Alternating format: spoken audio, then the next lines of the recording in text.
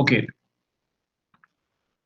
we are going to discuss vibration, isolation, and transmissibility. This is what we are going to discuss today, and this is the last topic from the main topic of forced vibration. Forced vibration के बाकी सारे topic अपन कर चुके हैं. Forced vibration with constant harmonic excitation, the general derivation, and the general uh, concept of magnification factor and all. Steady state and transient parts were discussed. Frequency response curves were discussed. Phase angle plot. Then forced vibration due to excitation of support. It was discussed. Due to this, motion transmissibility comes up. Forced vibration with rotating and reciprocating unbalance. This is also done. Now, the only topics that remain are vibration isolation and transmissibility and materials used in vibration isolation. This is a topic that I will give you guys as a self-study topic. You have certain textbooks in soft copy format with you already. More than one books are there. So I would want you to go through the textbooks and take down notes on your own regarding materials used in vibration isolation. And please do not think that since I am giving this particular topic as a self-study topic, this is less important. This is equally important, and theoretical questions frequently come up from this topic. So it's just theoretical study, so you guys can do it on your own. We will be more or less concentrating on the numerical and technical aspects of these rather numerical aspects of the subject, because that needs more focus and more understanding, and there is a possibility that you might not understand it from the textbook. Anyway, this is today's topic,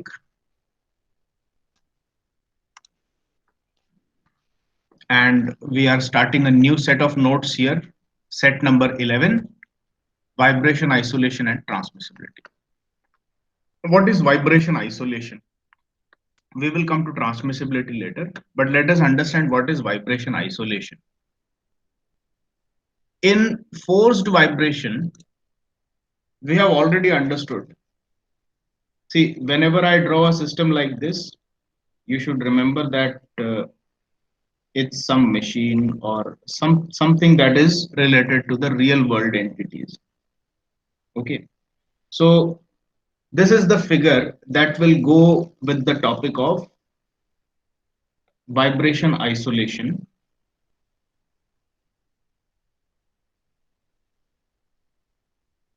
and transmissibility.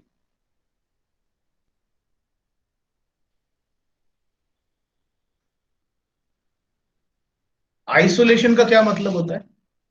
Isolation का मतलब होता है किसी चीज को किसी दूसरे चीज से अलग रखना.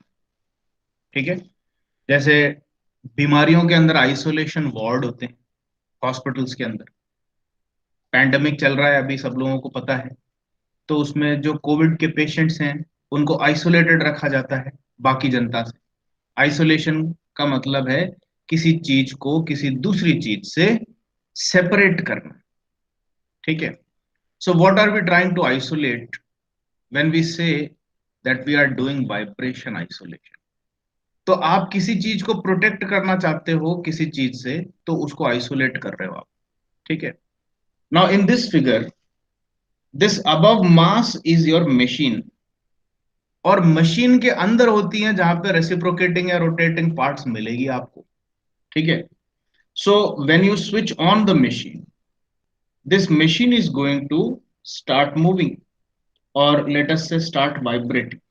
ठीक है, तो फोर्सिंग फंक्शन मशीन के अंदर ही पैदा होती है, and the forcing function generally is expressed as F naught sine omega t. हम बोलते हैं कि भाई हमारा किसी भी तरह से फोर्सिंग फंक्शन आ सकता है आपका. हो सकता है आप एक्सटर्नली मशीन को अलग से कोई फोर्स दे रहे हो सकता है मशीन के रोटेटिंग पार्ट्स के कारण जनरेट हो रहा हो सकता है मशीन के रेसिप्रोकेटिंग पार्ट्स के कारण जनरेट हो रहा हो. But what ever the case is, your forcing function can be in general written as f naught sin omega t. ठीक है. So one thing is for sure, that the source of vibrations is the machine itself. And now, what do you want to protect or isolate? You want to protect the foundation or the support. ये ज्यादा जरूरी है आपके लिए. ठीक है. अब आप बोलोगे यार ये तो बड़ी अजीब सी बात हो गई, हम तो मशीन को प्रोटेक्ट करने की बात सोच रहे थे मन में, आप तो फाउंडेशन को प्रोटेक्ट करने की बात कर रहे हो. ये किस लिए जरूरी है? Because if you do not protect the foundation और support, it could result in a very big disaster. ठीक है. For example, if there is a very heavy machinery which creates a lot of vibrations, then it is not advisable to install such a machine without isolators in a multi-story building. क्योंकि अगर आप machine को अलग अलग भाई machine की अलग अलग स्पीड होती है, जो भी रोटरी रेसिप्रोकेटिंग पार्ट्स होती है उसकी एक रेंज ऑफ स्पीड्स होती है. अलग अलग स्पीड पे चलाओगे तो इसका मतलब है आप ओमेगा को वेरी करा रहे हो. ओमेगा को वेरी कराते टाइम अगर आपकी बिल्डिंग की नेचुरल फ्रीक्वेंसी से अगर ओमेगा हल्का सा भी मेल खा गया तो पूरी बिल्डिंग के अंदर रेजोनेंस हो जाएगी और पूरी बिल्डिंग ताश के पत्तों की तरह गिर जाएगी. There is a possibility of such a thing happening. हालांकि ये लगता ऐसा है जैसे कोई साइंस फिक्शन की बात हो रही हो कि आपने एक मशीन चलाई. मशीन क्या थी? कोई वॉशिंग मशीन थी. ऐसा कभी आप मन में भी सोच सकते हो कि एक 10 मंजिल की इमारत है, उसमें एक महिला ने वॉशिंग मशीन चालू की और पूरी बिल्डिंग ही गिर गई. सीम्स फनी ऑल्सो कि यार वॉशिंग मशीन चला के पूरी बिल्डिंग गिरा दी. ऐसा हो सकता है. There is a distant possibility but it is not impossible all together. ठीक है. तो बेसिकली इसमें हुआ क्या है, मशीन को कहां डैमेज हुआ? मशीन को कोई प्रॉब्लम नहीं थी. प्रॉब्लम किसको हुई? फाउंडेशन की तरफ वाइब्रेशन पहुंचा और वो इतने हाई एम्पलीट्यूड पे पहुंचा कि पूरी बिल्डिंग तहस नहस हो गई. So this is what you want to do. You want to protect this. Foundation को प्रोटेक्ट करना चाहते हो. और आइसोलेशन कैसे देते हो? How do you isolate the foundation from the machine using this thing, the combination of spring and damper. इसी चीज को आइसोलेटर कहा जाता है. और जैसा कि पिछले क्लास में अपन ने न्यूमेरिकल्स करे थे उसमें अपन ने समझे थे that the rubber legs that your machines generally come with, they are not simply made for making a stand for your machine. सिर्फ एक स्टैंड का काम नहीं करती है. जैसे रबर के गिट्टियां आती है ना जो स्टैंड के तौर पे, जिसके ऊपर की मशीन को इंस्टॉल किया जाता है. किसी भी चीज के चार पैर होते हैं जैसे आप जानते होंगे, उस तरह की बात कर रहा हूं मैं. So if it is made of rubber or plastic or some other material like that, then most probably these will be having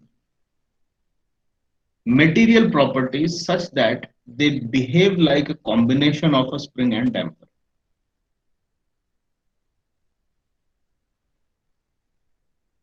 So basically what I'm saying is a spring and a damper appropriately designed in such a way. Design करने का क्या मतलब है कि इसकी K value और C value को balanced रूप से अगर आपने चूज किया है तो ये एक एक पैर जो है मशीन का, it will act as a proper isolator. Isolator का मतलब ये जो है ये आपके मशीन्स की वाइब्रेशन को फाउंडेशन पे ट्रांसमिट होने से प्रिवेंट करेगा. So these are called as isolators, and we are going to study about how or what is the amount of force actually transmitted from the machine to foundation and how isolators can be used to reduce this force transmitted. ठीक है. तो अब हम basically बात कर रहे हैं machine के अंदर फोर्स जनरेट हुई F naught sine omega t. तो इसकी मैक्सिमम फोर्स की वैल्यू कितनी हुई? If F naught sine omega t is the force generated in real time by the machine, then the maximum force at any given time generated by the machine is f naught. This is called as the force amplitude. Now you have placed isolators to separate the machine from the foundation. The isolators, as we have already understood now, are nothing but a basic combination of spring and damper. Okay. But nevertheless, if there is some force sinusoidal in nature which is occurring in the machine, then some force will be transmitted to the foundation. And we call this as F transmitted or the transmitted force. Now, according to the law of physics, physics आपको एक बहुत सीधा साधा सा नियम देती है कि अगर आपको फोर्स को ट्रांसमिट करना है तो कोई माध्यम होना चाहिए, बिना माध्यम के फोर्स ट्रांसमिट नहीं करी जा सकती। ठीक है, because force is a physical entity जो कि एक पुश या पुल के तौर पे किसी ना किसी चीज से मिलनी चाहिए। ठीक है, तो अपन ये मैकेनिकल फोर्स की बात कर रहे हैं, we are not talking about magnetic force और इलेक्ट्रोमैग्नेटिक फोर्स। अपन इलेक्ट्रिकल फोर्सेस और उसकी बात नहीं कर रहे हैं। ठीक है, क्योंकि वो तो बिना माध्यम के भी काम करती है, वैक्यूम के अंदर भी मैग्नेटिज्म तो काम करेगा, आपको पता है। हम बात कर रहे हैं push and pull type of force की। मशीन अगर ऊपर नीचे उछल कूद मचा रही है वाइब्रेशन के कारण, तो बेसिकली वो किस तरह की फोर्स हो गई? That is a push and pull type of force. And push and pull types of forces can be transmitted only through a medium. तो अब कौन सा मीडियम है जिसके थ्रू मशीन अपनी फोर्स को फाउंडेशन तक पहुंचा सकती है? कोई इस फिगर को देख करके जरा बता दे मेरे को कि अगर मशीन की फोर्स जो कि एफ नॉट मैक्सिमम है, अगर उसका कुछ हिस्सा फाउंडेशन तक पहुंच रहा है तो किन चीजों के माध्यम से पहुंच रहा होगा? Spring and damper. सीधी सी बात है, और कुछ है ही नहीं इसके बीच में। जिन चीजों को आप आइसोलेटर के नाम पे लगा रहे हो कि भाई मैं फोर्स ट्रांसमिटेड को रोक दूंगा इसको लगा करके, वो खुद ही माध्यम बन रहे हैं फोर्स को ट्रांसमिट करने का। तो फिर अब इमिडिएटली आप लोग सोचोगे फिर क्यों लगा रहे हो? लगा इसीलिए रहे हैं कि अगर ये नहीं लगाया और मशीन को सीधे फाउंडेशन पे रख दिया तो जितनी एफ नॉट पैदा हुई वो पूरी की पूरी फाउंडेशन पे चली जाएगी। तो अब आपके पास दो ऑप्शन है, या तो बिना आइसोलेटर्स के फाउंडेशन पे मशीन को रख दो तो पूरी फोर्स ट्रांसमिट हो जाएगी, तो 100% ट्रांसमिसिबिलिटी होगी। और अगर आपने स्प्रिंग और डैम्पर लगाए तो ये जो एफ टी आर है ये आया तो स्प्रिंग और डैम्पर के थ्रू ही है नीचे, लेकिन ये एफ टी आर जो है ये एफ नॉट से कम रहेगा।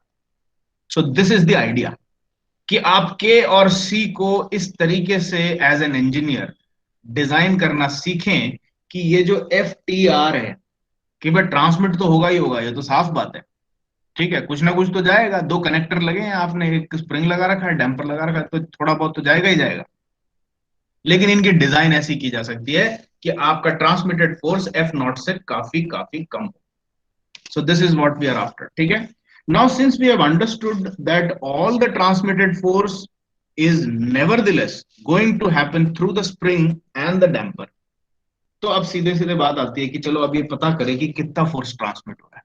ठीक है, और इसके लिए अभी अपन को कुछ नई मैथमेटिक्स डेवलप करने की जरूरत नहीं है, ये अपन ऑलरेडी कवर कर चुके हैं। ठीक है, इट्स वेरी इजी, ज्यादा अपन को डेरिवेशन में अभी जाने की जरूरत नहीं पड़ेगी क्योंकि अपन ऑलरेडी इन चीजों को डिराइव करके बैठे हुए हैं।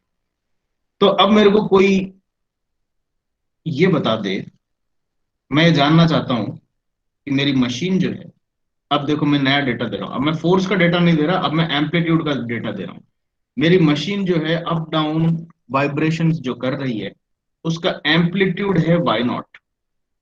ठीक है, ये मेरा आइसोलेटर रहा, स्प्रिंग और damper, this is the foundation. Now what is the maximum force transmitted by the spring?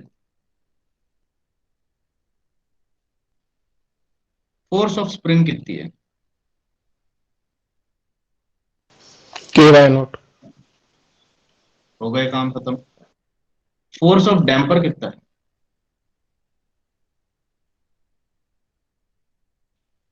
C omega by naught. Very good. Where omega comes from this. ये y नहीं लिखना चाहिए, actually I should write it as force. जो आपकी forced vibration की force की जो frequency है, वहां से ये ओमेगा आता है। और c जो है ये आपने डैम्पर लगा रखा है। y नॉट जो है वो f not sine omega T के लगने के कारण आपकी मशीन की जो अप डाउन मोशन की एम्पलीट्यूड है वो y नॉट है। तो अगर आपको y नॉट कहीं से पता हो जाए तो आप सीधे सीधे के वाई नॉट और सी ओमेगा वाई नॉट से डायरेक्टली प्रेडिक्ट कर सकते हैं कि स्प्रिंग कितना फोर्स ट्रांसमिट कर रही है और डैम्पर कितना फोर्स ट्रांसमिट कर रही है। ठीक है। अब देखो, साधारणतया अगर आप ये कहें कि भाई मेरी मशीन जो है वो दो चीजों से कनेक्टेड है, thing number one and thing number two. Thing number one is transmitting F1 force and thing number two is transmitting F2 force. How much is the total force transmitted? तो आप फटाक से जवाब देना चाहोगे F1 plus F2,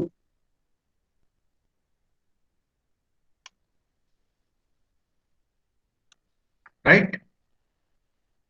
लेकिन बात ऐसी है कि all things do not transmit force at the same phase। इन दोनों चीजों के बीच में जो कि स्प्रिंग और डैम्पर है, इन दोनों के बीच में फोर्स की वैल्यू तो दोनों न्यूटन में ही है। के वाई नॉट भी न्यूटन में है, सी ओमेगा वाई नॉट भी न्यूटन में है। लेकिन ये दोनों फोर्सेस एक साथ नहीं ट्रांसमिट हो रही है, ये 90 डिग्री के फेस एंगल पर ट्रांसमिट हो रही है। कुल मिला के मेरा कहने का ये मतलब है कि ये अगर कोई भी फोर्स वेक्टर एक ही लाइन में हो तब तो वो इस तरीके से ऐड हो जाती है। लेकिन अगर फोर्स वेक्टर एक दूसरे पे 90 डिग्री के एंगल पे खड़े हों तो इनका वेक्टर एडिशन करना पड़ता है। और वेक्टर एडिशन अगर दो परपेंडिकुलर वेक्टर्स हैं तो फिर वो आपको कैसे मिलेगी? आपको या तो ट्रायंगल लॉ लगाना पड़ेगा या फिर पैरेललोग्राम लॉ लगाना पड़ेगा। ठीक है। और अगर दोनों फोर्सेस के बीच में एंगल 90 है तो ये जो रिजल्टेंट फोर्स है, this force can be directly written as spring force का स्क्वायर प्लस डैम्पर फोर्स का स्क्वायर का अंडर रूट।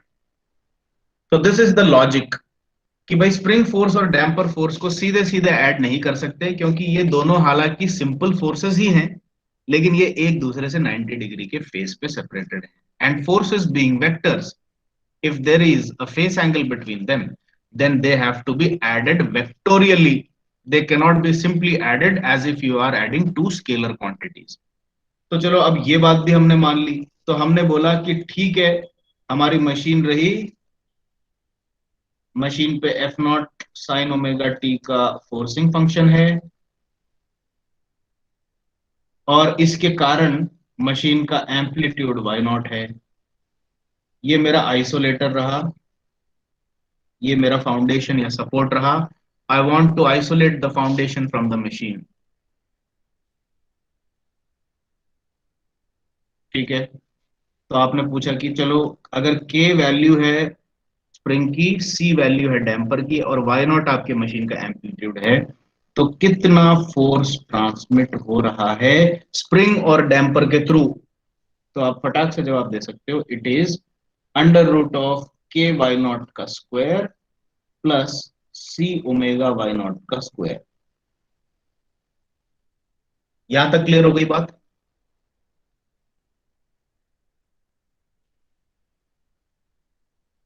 क्लियर है? Yes, sir. थोड़ा सा और इसको Yes, sir. सिंप्लीफाई कर ले। वाई नॉट का स्क्वायर कॉमन है दोनों में तो बाहर आ सकता है। So I can now remember this as a formula. कभी भी किसी आइसोलेटर के थ्रू कितनी फोर्स ट्रांसमिट हो रही होगी? The force transmitted will be Y naught under root of K square plus C omega का square. You can remember this formula. ये सब मैंने नोट्स में डिटेल आउट कर रखा है। The only thing is I am not just simply reading out through the notes. ये आप लोग पढ़ें, इसमें सारी डिटेल्स मैंने बता रखी है, किस तरीके से फोर्स ट्रांसमिटेड ये हुई और eventually you can remember this formula. Force transmitted boxed equation है, so you should remember it by heart. ठीक है। किसी भी आइसोलेटर के थ्रू कितनी फोर्स ट्रांसमिट हो रही होगी फाउंडेशन पे? वाई नॉट अंडर रूट के स्क्वायर प्लस सी ओमेगा का स्क्वायर। ठीक है, अब अपन ट्रांसमिसिबिलिटी की बात करते हैं। ट्रांसमिसिबिलिटी स्पेलिंग देखिए, ट्रांसमिसिबिलिटी,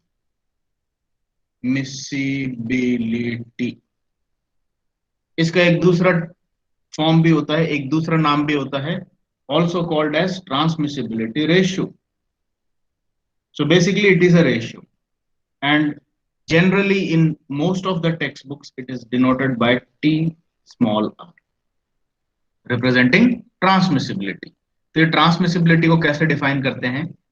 ट्रांसमिसिबिलिटी का कॉन्सेप्ट यहां से आता है कि अगर कोई machine F naught sine omega T की फोर्सिंग फंक्शन से वाइब्रेट कर रही है, और अगर आपने आइसोलेटर्स लगा रखे हैं फाउंडेशन को बचाने के लिए, तो उसके बावजूद फाउंडेशन पे कितनी फोर्स जा रही होगी? इतनी फोर्स जा रही होगी, एफ टी आर। तो ये ट्रांसमिसिबिलिटी रेशियो क्या है?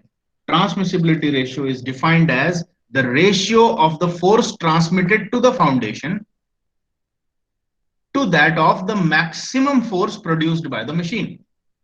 तो maximum force produced by the machine है एफ नॉट, और force transmitted to the foundation है एफ टी आर।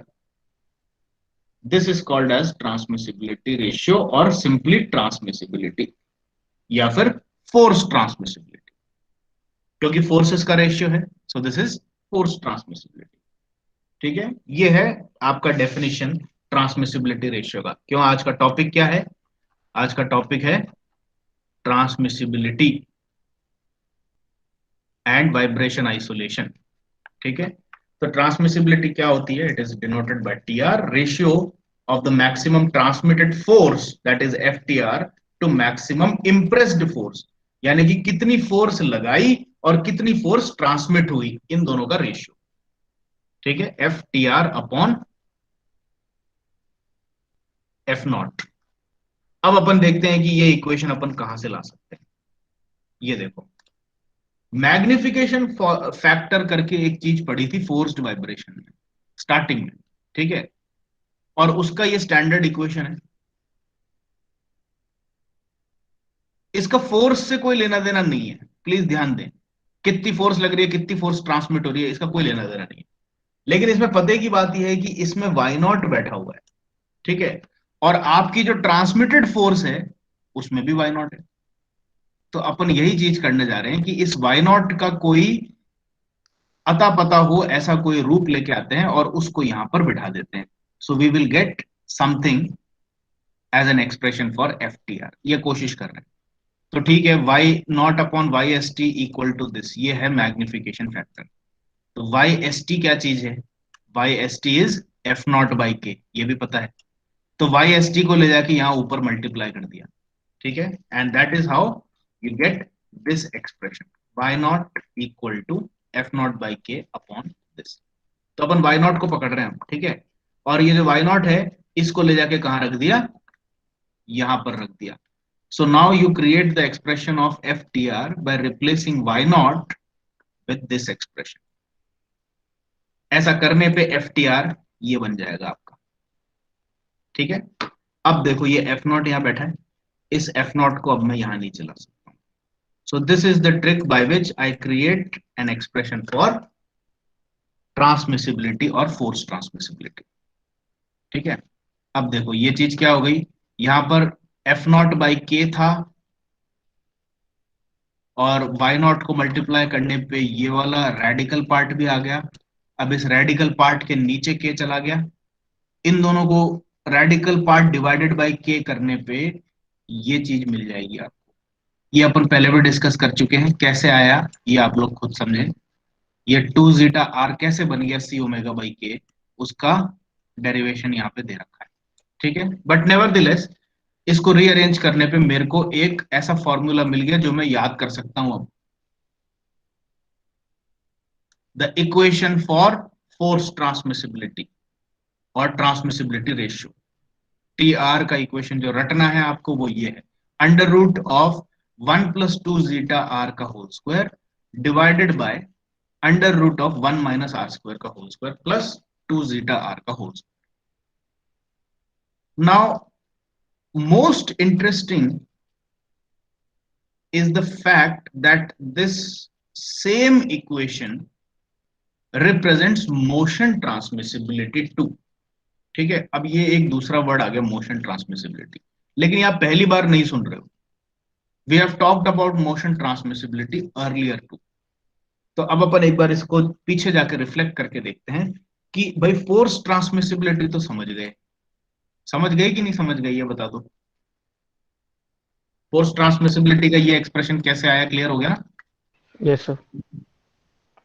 अब अपन ये बात कर रहे हैं कि this is the same equation as motion transmissibility. अब अपन को ये देखना जरूरी है कि यार ये मोशन ट्रांसमिसिबिलिटी क्या था. So let us go back and check it out, जिससे कि आपके पूरे कॉन्सेप्ट कंक्रीट की तरह सॉलिड हो जाए. फोर्स ट्रांसमिसिबिलिटी की बात आती है जब मशीन पे फोर्सिंग फंक्शन जनरेट हो रहा हो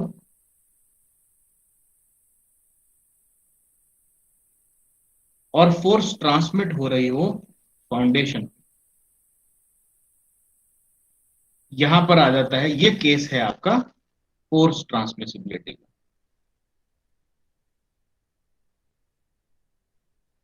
Compared to this, there is another sort of forced vibration scenario that we studied, and that was excitation of the support. अब इसमें ये जो मास है ये डमी है, इसके अंदर कोई मूविंग पार्ट्स नहीं है. ठीक है, जैसे कि कार की बॉडी हो गई, कार के अंदर का बोनेट, कार की सीट, कार का मेटल बॉडी, ये सारी चीजें हो गई जिसमें कोई मूविंग पार्ट नहीं है, सिर्फ डमी मास है. और मोशन किसमें है? अच्छा, उसके बाद उसके नीचे अपन ये सेम चीज बनाते हैं, लेकिन अब की बार ये आइसोलेटर नहीं है. ये के और सी मिलकर के आप किस चीज को रिप्रेजेंट कर रहे हैं? ये आपकी सपोर्ट, जो कि आपका टायर है,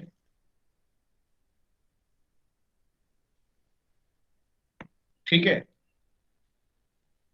और टायर और कार की बॉडी के बीच में क्या होता है? कार का सस्पेंशन, कार के जो शॉक अब्जॉर्बर्स, उसके पूरा ल्यूब्रिकेटिंग सिस्टम, इंजन पार्ट्स, ये सारी चीजें मिला करके उनकी ओवरऑल इलास्टिसिटी और कोएफिशिएंट ऑफ डैम्पिंग ले लिया जाए, तो ये के और सी जो है ये आपके कार का सस्पेंशन माना जा सकता है. ठीक है, अब ये आइसोलेटर नहीं है, ये अब दूसरा पर्पस सॉल्व कर रहा है यहाँ पे. ये क्या पर्पस सॉल्व कर रहा है? ये आपके गाड़ी का जो टायर है उसमें मोशन क्रिएट हो रहा है. Motion is being created at the tyre end of your car and the motion is getting transmitted to the mass. ठीक है, अब यहां पर अपन फोर्स की बात अपन ने की नहीं थी यहाँ पे कि भाई किस फोर्स के कारण ये टायर चल रहा है. टायर क्यों मूव हो रहा है? क्योंकि रोड ऐसी है, रोड उबड़ खाबड़ है, तो टायर भी उबड़ खाबड़ चलेगा. तो इसलिए यहां पर कोई फोर्स जनरेट नहीं हो रही थी, यहां पर डायरेक्टली मोशन जनरेट हो रहा था. और मोशन डायरेक्टली कैसे जनरेट हो सकता है? बिना फोर्स को दिए. फोर्स देने की जरूरत ही नहीं है भाई, आप अपने रोड को प्रोफाइल ही ऐसा दे दो. अगर आपने रोड का प्रोफाइल साइनोसॉइडल बना दिया तो टायर भी साइनोसॉइडल ही चलेगी, उसके पास कोई चारा ही नहीं है बेचारे के पास. अगर आपने रोड सीधे बना दी तो टायर बिल्कुल हिलेगा ही नहीं, बिल्कुल सीधे चलता रहेगा. So depending on the profile of your road, your tire or the support or the foundation is forced to move with this motion. Why not sin omega t? और उसके चलते, अब चूंकि ये के और सी जो है ये रिलेटिव मोशन प्रोवाइड करते ही हैं, ठीक है. तो इसके चलते जो मोशन टायर पे प्रोड्यूस हो रहा है उसका थोड़ा सा motion will be transmitted to the mass. तो मोशन ट्रांसमिसिबिलिटी का केस यहां बनता है. ये दोनों बिल्कुल ही अनरिलेटेड से टॉपिक्स, ठीक है, और ये बिल्कुल एक दूसरे के विपरीत है, लेकिन इन दोनों की ट्रांसमिसिबिलिटी की जो इक्वेशन है वो डिट्टो सेम आती है. एक केस में जहां पर आपकी मशीन में फोर्सिंग फंक्शन जनरेट हो रही है और फोर्स ट्रांसमिट हो रही है फाउंडेशन को, तो वहां पर आप इसको फोर्स ट्रांसमिसिबिलिटी कहते हो, and you represent it as the ratio of transmitted force to the foundation divided by the maximum force generated in the machine. और मोशन ट्रांसमिसिबिलिटी को कैसे डिफाइन करते हो? आप बोलते हो कि भाई अगर मेरा टायर वाई नॉट के एम्पलीट्यूड से ऊपर नीचे हो रहा है और अगर मेरा मास एक्स नॉट के एम्पलीट्यूड से ऊपर नीचे हो रहा है, तो मुझे ये बताओ कि इन दोनों का क्या रेशियो है? maximum amplitude of my mass divided by maximum amplitude of support. What is the equation for this? It is the same equation, under root of 1 plus 2 zeta r ka whole square divided by under root of 1 minus r square whole square plus 2 zeta r ka whole square. Same equation as that of force transmissibility. All together different context. कहानी पूरी विपरीत, पूरी अलग, equation same to same. This equation is called as the equation of motion transmissibility.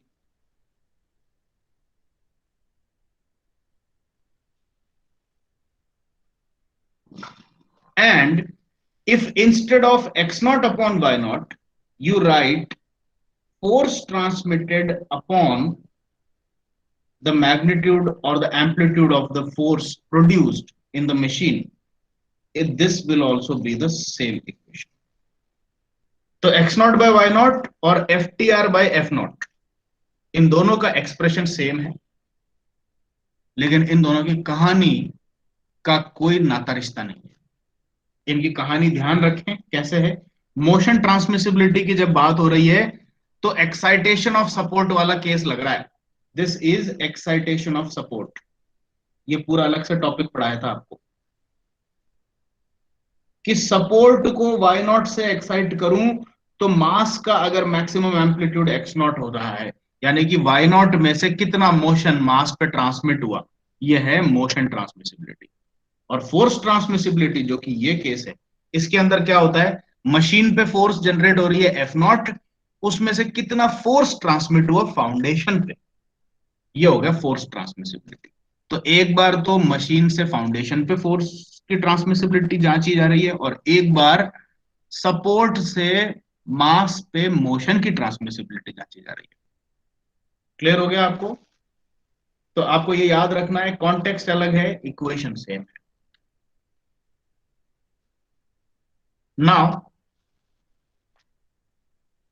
Same, इसके अंदर कोई derivation नहीं है, जैसे मैंने बताया था सब कुछ सेम टू सेम है. फाइव माइनस एल्फा का एंगल क्या चीज है? Transmitted force lags behind impressed force by phase angle phi minus alpha, where phi is given by this and alpha is given by this. ठीक है, ये चीजें अपन पहले डिराइव कर चुके हैं, तो इसको एज इट इज आप याद कर सकते हैं. ठीक है, क्या चीज है ये? कभी आपसे क्वेश्चन में ये पूछा जा सकता है, ट्रांसमिसिबिलिटी का क्वेश्चन बन जाए और उसमें पूछा जा सकता है what is the face angle between transmitted force F T are. भाई ये फोर्स तो फाउंडेशन पे पहुंच गई, ठीक है, लेकिन क्या सेम टाइम पे पहुंची क्या जब एफ नॉट जनरेट हुआ? नहीं, एफ नॉट जनरेट हुआ, के और सी के थ्रू ट्रांसमिट हुआ और फाउंडेशन पे पहुंचा. तो एफ टी आर जो है वो एफ नॉट से कुछ फेस एंगल पीछे चल रहा है. तो इसी सवाल का जवाब है कितना पीछे चल रहा है? इतना पीछे चल रहा है, फाइव माइनस एल्फा. ठीक है, so no need to further dwell on it, you have to remember this anyway. ये बॉक्स इक्वेशन है. Now finally we come to another very important frequency response curves which are called as transmissibility curves. और basically जिस तरह से अपन ने frequency response curves में magnification factor यहां रखा था वाई एक्सिस पे और एक्स एक्सिस पे आर रखा था, ट्रांसमिसिबिलिटी कर्व्स में वाई एक्सिस पे ट्रांसमिसिबिलिटी रखेंगे और एक्स एक्सिस पे वही सेम फ्रीक्वेंसी रेशियो आ रहा है. ठीक है। Again an important note here, same curves and associated observations are applicable for motion transmissibility. अब इस कॉन्टेक्स्ट में मैं आपको एक एक क्वेश्चन दिखाना चाहूंगा। Look at this question from RTU 2012। ये क्वेश्चन देखिए,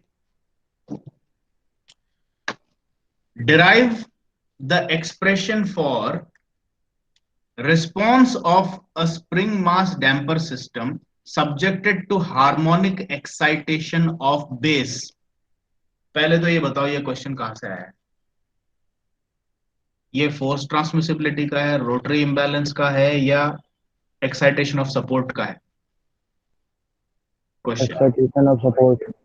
एक्साइटेशन ऑफ सपोर्ट का है, तो इसका मतलब आप इस वाले केस में ये डेरिवेशन करेंगे, x naught upon Y naught equal to this. ये कैसे आया?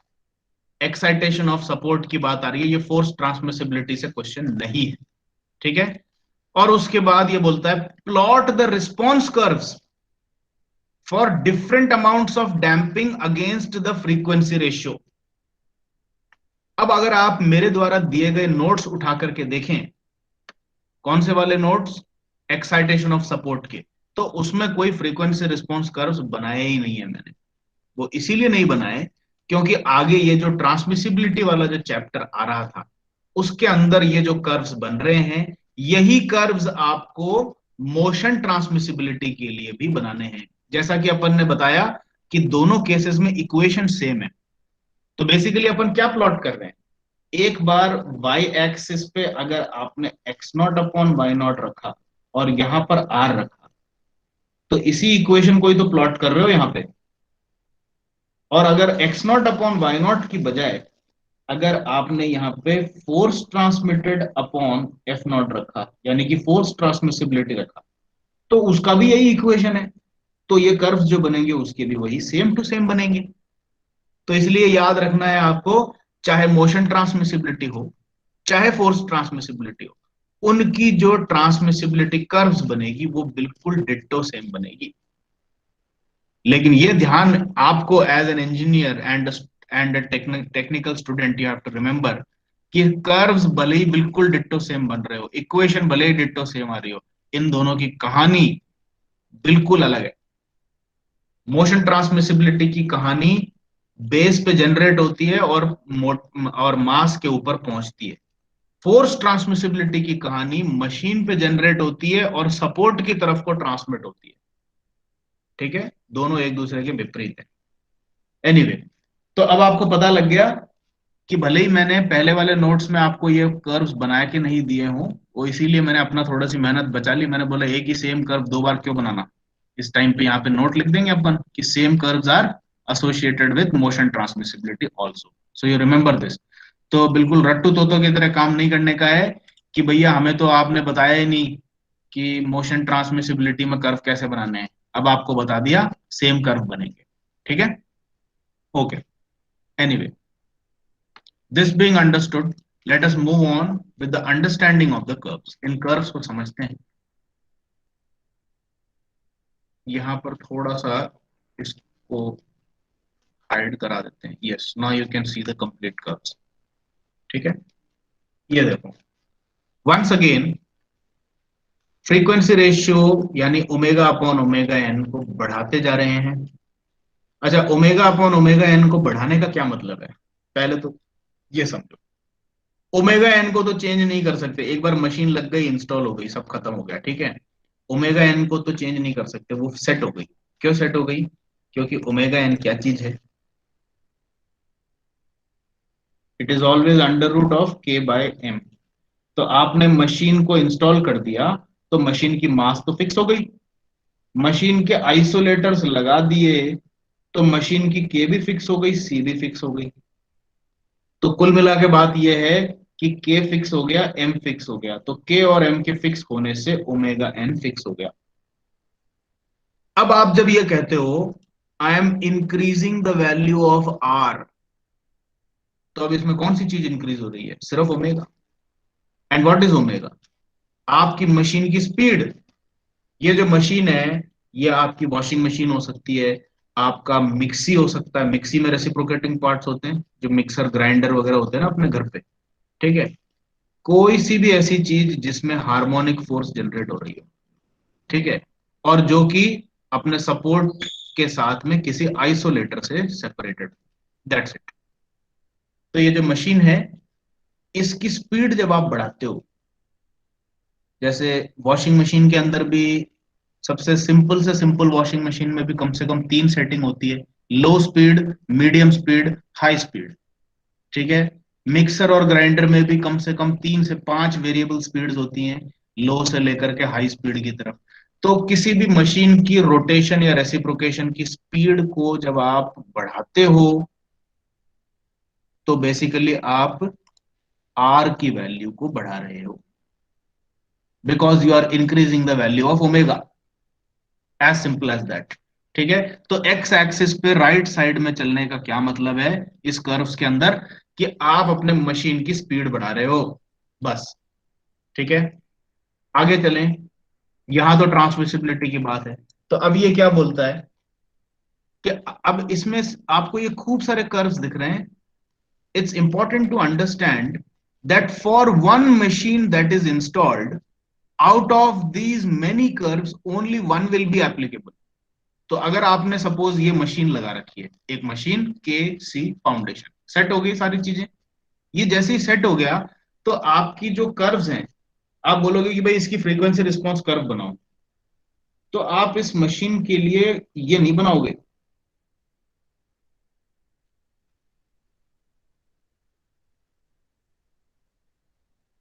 ये चीज नहीं बनाओगे। इस मशीन के लिए सिर्फ एक रिस्पॉन्स कर्व आएगा,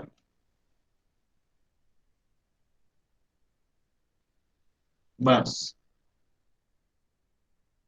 दूसरी मशीन लगाओगे, उसके लिए एक दूसरा रिस्पॉन्स कर्व आ सकता है। तो ये खूब सारी लाइनें क्यों बना रखी है? These are for different values of zeta. कि अगर मेरा जीटा 1 है तो कर्व ऐसा बनेगा, अगर मेरा जीटा 2 है तो कर्व ऐसा बनेगा, अगर मेरा जीटा 0.25 है तो ऐसा बनेगा। ये है इसका मतलब। ऐसा नहीं है कि एक मशीन लगा दी तो उस पे ये सारे कर्व्स बनते हैं, नहीं है ऐसा। ठीक है, क्योंकि जीटा क्या चीज है? जीटा इज सी बाई सी सी। तो आपने सी तो इंस्टॉल कर दिया ना अपने मशीन के आइसोलेटर में। तो जब सी चेंज नहीं हो रहा, और सी सी क्या है? ये तो वैसे ही कांस्टेंट है, 2√Km। ये तो मास आपकी मशीन का फिक्स हो गया। स्प्रिंग कांस्टेंट आपकी मशीन का जो नीचे आइसोलेटर में है वो फिक्स हो गया, तो सी सी तो पहले से ही कांस्टेंट था। और सी जो है ये आपके आइसोलेटर लगने के बाद ये भी कांस्टेंट हो गया। तो एक मशीन इंस्टॉल हो जाए तो उसकी जीटा सेट हो गई, और जीटा सेट हो गई तो ये सारे कर्व्स नहीं बनेंगे उसके लिए, कोई इनमें से कोई एक बनेगा। ठीक है, ये चीज समझनी चाहिए आप। Okay, so anyway, this is a general scenario. भाई एक ही ग्राफ पे सारी पॉसिबिलिटीज बना दी, बस ये है, ये समझना है आपको। ठीक है, तो चलो सारी पॉसिबिलिटीज बना दी, अब इसको समझते हैं। There are 3 zones in this. ठीक है, एक सब, अब इसमें कुछ ऑब्जर्वेशंस है, important observations from transmissibility versus frequency response curves. From equation of transmissibility it is clear that transmissibility becomes equal to 1 at two locations। ये देखिए, ये जो हॉरिजॉन्टल लाइन है, this is the line representing transmissibility equal to 1। और ये curve से भी दिख रहा है साफ साफ कि स्टार्टिंग तो 1 पे होती है ट्रांसमिसिबिलिटी, फिर थोड़ी सी बढ़ करके वापस 1 पे आती है, फिर नीचे जाती है। सारे कर्व्स के लिए ये देखिए, जीटा इक्वल टू 1 वाला कर्व 1 ट्रांसमिसिबिलिटी से स्टार्ट हुआ, फिर वापस 1 हुआ, फिर नीचे गया। तो अब हम ये इस बात में इंटरेस्टेड है कि यार ये दो जगह 1 हो रहा है, एक यहां पर 1 हो रहा है और एक शुरुआत में 1 हो रहा है। ठीक है, शुरुआत वाला 1 तो समझ में आता है। कैसे समझ में आता है? इस पॉइंट पे मेरे को ये बताओ आर की वैल्यू क्या है? What is the value of R at this point?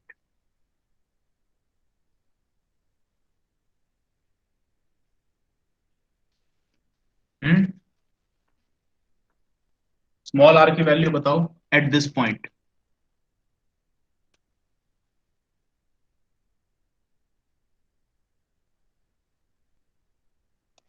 बोलो भाई। कहाँ गए सारे लोग? जीरो। कितना है? जीरो। जीरो। तो स्मॉल आर की वैल्यू अगर जीरो है, अब इस इक्वेशन में आर की वैल्यू जीरो डाल के देखो टी आर कितना आता है। आर को जीरो रखा, ये पूरा टर्म जीरो हो गया। यहां पर आर को जीरो रखा, ये टर्म वन हो गया, ये पूरा टर्म जीरो हो गया। One plus zero one, under root of one, denominator तो आ गया वन, ऊपर जो है ये जीरो हो गया था, ऊपर बचा one, under root of one one, तो one upon one, transmissibility equal to one. तो जब आर की वैल्यू जीरो है तब तो ट्रांसमिसिबिलिटी वन होनी है। अब जीटा चाहे कुछ भी होता रहे, लेकिन transmissibility will be 100% one when R is equal to zero. तो क्या इस इक्वेशन को देख करके ऐसी कोई और वैल्यू भी है आर की जिस पे ट्रांसमिसिबिलिटी शर्तीय रूप से वन होगा? Yes, it is at R is equal to under root of two. अब आप जांच करके देख लो इसको। Put the value of R equal to root two and solve this equation. Zeta की वैल्यू कुछ भी होने दो, आपको दिखेगा कि ऊपर का न्यूमरेटर और डिनोमिनेटर कैंसिल हो जाते हैं और वापस से वन मिलेगा आपको। So, the first observation from your transmissibility curves is that the value of transmissibility is 1 at two locations, not only one location, there are two locations, and this location is corresponding to r equal to root of 2. ये जो vertical line है, तो यहां पर r equal to root two जब होगा तब आपकी ट्रांसमिसिबिलिटी फिर वन हो जाएगी। अच्छा, अब मेरे को ये जरा कोई बता दे कि ट्रांसमिसिबिलिटी का वन होने का फिजिकल मतलब क्या है? What is the physical significance of transmissibility being equal to one? So जितनी फोर्स मशीन, जितनी एम्पलीट्यूड मशीन प्रोड्यूस कर रहा है, कंप्लीट ट्रांसमिट हो रहा है। पूरी की पूरी फोर्स ट्रांसमिट हो रही है फाउंडेशन पे, यानी कि मशीन, आपका आइसोलेटर काम ही नहीं कर रहा है। आपने आइसोलेटर लगा रखा है, लेकिन उसके बावजूद आपकी पूरी फोर्स ऑफ मशीन फाउंडेशन पे ट्रांसमिट हो रही है। यानी कि आइसोलेटर को लगाना और मशीन को खाली खाली फाउंडेशन पे रख देना एक ही बात है। So your isolators are totally useless. तो ट्रांसमिसिबिलिटी की वैल्यू वन या फिर वन से ज्यादा होना हमको पसंद नहीं है। We do not want transmissibility to be one. हम आइसोलेटर वगैरह डिजाइन करके लगा ही इसीलिए रहे हैं ताकि ट्रांसमिसिबिलिटी को कम किया जा सके। ठीक है, तो अब आप देखो, ट्रांसमिसिबिलिटी की वैल्यू जीरो से लेके रूट टू तक की रेंज में ये बोलता है कि आप चाहे कितनी भी डैम्पर, कितना भी सेटिंग कर लो, कुछ भी कर लो, आपकी ट्रांसमिसिबिलिटी जो है हमेशा वन से ऊपर ही रहेगी। ये देखो, सब इन दो पॉइंट्स के बीच में ट्रांसमिसिबिलिटी हमेशा वन से ऊपर रही है। और कुछ कुछ केस में अगर आपने जीटा को कम कर दिया तो ट्रांसमिसिबिलिटी बहुत ज्यादा हो गई। यानी कि अब एक ऐसी इम्पॉसिबल सिचुएशन आप जरा इमेजिन करके देखो कि मेरी मशीन जो है वो 2 न्यूटन का फोर्स तो जनरेट कर रही है, लेकिन फाउंडेशन पे 100 न्यूटन पहुंच रहा है। Can you imagine a case like that? तो ये तो ऐसी बात हो गई जैसे कि एनर्जी प्रोड्यूस कर रहे हो। Actually this is not the production of energy, this is just a force amplitude getting multiplied due to resonance. ठीक है, तो ऐसा भी होता है। आप ये मत सोचना कि भाई ट्रांसमिसिबिलिटी एक से ज्यादा कैसे हो गई। मैं 2 न्यूटन तो कुल मिला के प्रोड्यूस कर रहा हूं मशीन में, 100 न्यूटन की फोर्स ट्रांसमिट कैसे हो रही है? ऐसा हो सकता है क्या? हो सकता है, और होता भी है। और इसीलिए मैंने आपको एक ऐसा केस मैंने बताया था कि जरा इमेजिन करके देखो कि कोई गृहिणी अपने घर में, जैसे 10 मंजिला इमारत है, उसके अंदर बेचारी वो एक दिन वॉशिंग मशीन चलाती है और वॉशिंग मशीन चलाने पे पूरी बिल्डिंग ही गिर गई। Sounds like a funny situation, but this can happen. And how can it happen? Look at this curve. इस कर्व को देखो, अगर आपने डैम्पर नहीं लगाए तो जीटा जीरो हो गया। जीटा के जीरो होने पे आप अगर रेजोनेंट कंडीशन पे, यानी कि आर इक्वल टू वन पे मशीन को चलाओ, तो आपकी ट्रांसमिसिबिलिटी जो है that is literally going to infinity. ये देखो, ये मिल भी नहीं रही है कर्व, इसका पीक कहां पे बनेगा, इंफिनिटी पे बनेगा। तो इतनी हाई ट्रांसमिसिबिलिटी, यानी कि एक वॉशिंग मशीन कितना फोर्स जनरेट कर सकती है चलते time, 2 Newton, 3 Newton, 4 Newton, 10 Newton. और अगर आप उसकी ट्रांसमिसिबिलिटी को कर दो 100,000 टाइम्स, तो कितनी फोर्स बिल्डिंग को ट्रांसमिट हुई, लाखों न्यूटन। तो बिल्डिंग तो गिरेगी गिरेगी। तो ये साइंस है, ये this is physics. This is not just stipulation कि भाई ऐसा हो सकता है, no, this is an actual possibility. ठीक है। एनीवे anyway, फिर उसके बाद अपन बात कर रहे हैं कि ठीक है भैया, दो जगह पे ट्रांसमिसिबिलिटी 1 हो गई, लेकिन हम क्या चाहते हैं, it is always our desire to keep the transmissibility below 1। भाई अगर आपकी टीआर की वैल्यू 1 से कम है, तब जाकर के तो कुछ इंजीनियरिंग सफल हुई, तब जाके बोला हाँ भाई मैंने इसके आइसोलेटर वाइसोलेटर डिजाइन करके लगाए, तो जितनी फोर्स जनरेट हो रही है उससे कम फोर्स ट्रांसमिट हो रही है, तो टीआर की वैल्यू लेस देन 1 हो जाएगी। ठीक है। तो अब अपन ये इससे ये पता लगाते हैं कि the most desirable zone in the transmissibility curves is zone number 3। ऐसा क्यों? इसके जोन देखिए, 0 से लेकर के यहां तक का तो जोन 1 है, यहां से लेकर के जहां पर ये फिर से ट्रांसमिसिबिलिटी आपकी वैल्यू 1 आ रही है, ये जोन 2 है। और इसके बाद यहां से जितना आगे आप जा सकते हैं, ये पूरा जोन 3 है। और मैं कह रहा हूं कि the most desirable zone for us is zone 3। By curves को देख करके आप बताओ कि थर्ड जोन इतना फेवरेट क्यों है हमारा?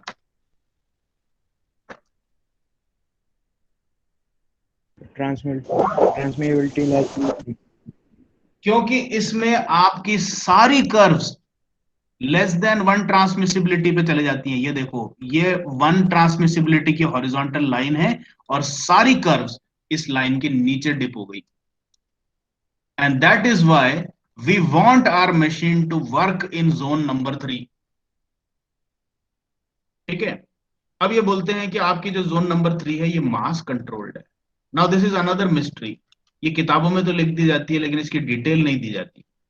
ये बोलते हैं जोन नंबर 1 स्टिफनेस कंट्रोल्ड है, यानी कि स्प्रिंग कंट्रोल्ड, और जोन नंबर 2 डैम्पिंग कंट्रोल्ड है। अब ये क्या मतलब हुआ? ठीक है, देखते हैं अपन जोन नंबर 3 मास कंट्रोल्ड क्यों है। इसका एक एनालिसिस मैंने आपके लिए यहाँ पे बढ़िया से तरीके से लिखा हुआ है। जोन नंबर 3 पे पहुंचने के लिए आपको करना क्या पड़ेगा? आर बढ़ाना पड़ेगा, सीधी सी बात है।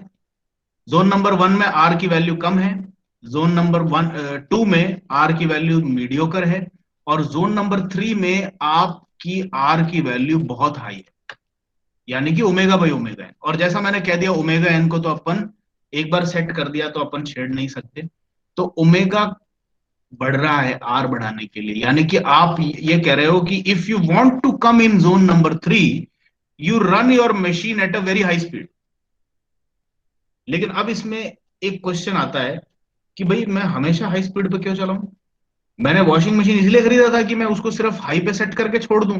कभी कभी मुझे लो पे भी चलाना है, कभी कभी मैं मीडियम पे भी चलाना चाहता हूं। So the thing is, customers of machines, they do not want to control the value of omega। मतलब वो ये नहीं चाहते कि आप उनको ये बता के दो कि मशीन को सिर्फ इस पे चलाना, तो आपकी मशीन ही नहीं खरीदेगा कोई। अगर आपको कोई वॉशिंग मशीन ये बोल के बेचे कि ये सिर्फ 400 आरपीएम पे चलती है, मतलब चलाओगे तो बस रॉकेट की तरह चलेगी, उससे कम नहीं चलेगी, तो आप वो वॉशिंग मशीन खरीदोगे क्या? Nobody will buy that washing machine. You will buy a washing machine whose manufacturer says कि आप इसको किसी भी स्पीड पे चला लो, कोई दिक्कत नहीं। तो ओमेगा पे अंकुश लगाना किसी भी कस्टमर को पसंद नहीं है। तो अब क्या करेगा जो बेचने वाला है, जो डिजाइनर है कंपनी का, वो क्या करेगा? वो ओमेगा एन को ऐसा डिजाइन करने की कोशिश करेगा कि आप किस भी ओमेगा पे चलाओ, आपकी मशीन घूम फिर के जोन 3 पे आ जाए। अब देखो, बड़े इंटरेस्टिंग इंजीनियरिंग है ये। ऐसा कैसा कर सकता है एक डिजाइनर? किसी मशीन को ऐसा डिजाइन कर सकता है क्या कि कस्टमर उसको किसी भी स्पीड पे चलाए, आपकी मशीन जोन 3 पे आ जाएगी। तो उसका एक्सप्लेनेशन मैंने यहां पर लिखा हुआ है, ठीक है। So now what I want you to do is go through the explanation that I have written here, ठीक है। और इसको समझने की कोशिश करो कि मास कंट्रोल्ड जोन क्यों कहा जाता है जोन 3 को, डैम्पिंग कंट्रोल्ड जोन क्यों कहा जाता है जोन 2 को, और स्टिफनेस कंट्रोल्ड जोन क्यों कहा जाता है जोन 1 को। और ये जो ऑब्जर्वेशंस हैं ये आपसे एग्जाम में पूछी जा सकती हैं। These are extremely important, short notes के पर्पज से भी और लॉन्ग आंसर के पर्पज से भी। तो इनको आप एक बार पढ़ें, मैंने अपना पूरा मैक्सिमम एफर्ट लगा के इसमें एक्सप्लेनेशन बहुत बढ़िया से किया है। So I have no doubt that if you have understood today's lecture and you go through these notes, then there will be no doubt remaining in your mind कि इस पूरे चीज का राज क्या है। ये मैं आपके लिए एज अ होमवर्क छोड़ रहा हूं, ठीक है। Apart from that, vibration isolating materials मैंने आपको पहले ही कह दिया है, इंपॉर्टेंट टॉपिक है।